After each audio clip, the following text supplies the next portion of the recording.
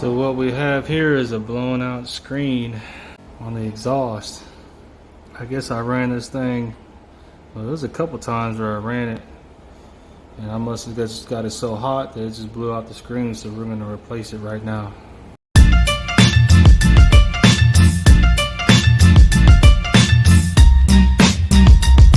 Pretty much all you're going to need is this one Allen key, and it's a 5mm. And you got 1, 2, 3 bolts. So there's the 3 little bolts right there we took out. Here's the cap.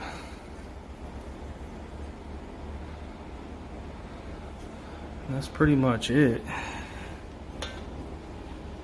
This comes off as well. That's where the screen used to be.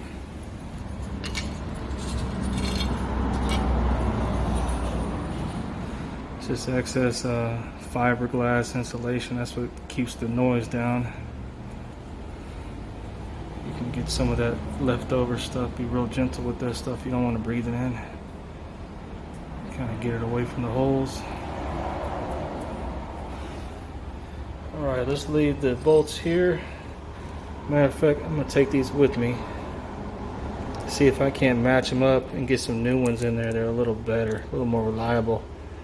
And I think I got some screen I can put in there.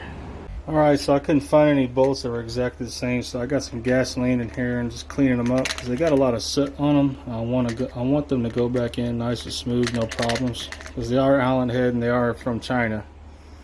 So you don't want to strip them out. They weren't very easy to take out. They didn't get deformed, so I'm just going to go ahead and reuse them.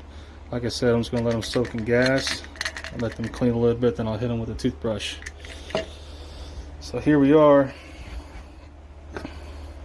That's that little tailpipe you seen sticking out.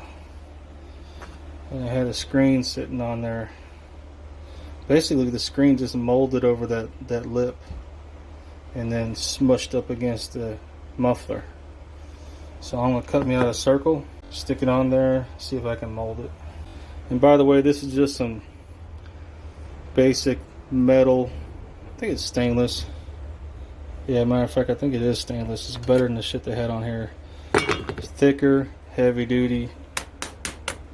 It's not going to blow out like the one they had in there. This is basically so, you know, little birds or bees don't get in there. Don't, you know, mud daubers don't make a nest while your shit's sitting in the garage over the winter, something like that. So you're going to want to need this, you know, or if you got like a 5-year-old that likes to stick stuff into the exhaust pipe and you're going down the road and you hear a tink tink tink, you know what it is. So let's go ahead and get this molded and put it over there. Alright, so we got the old screen off. Basically you just grab it, get a good hold of it, and just start twisting, and it just comes right off, and that's what it looks like afterwards.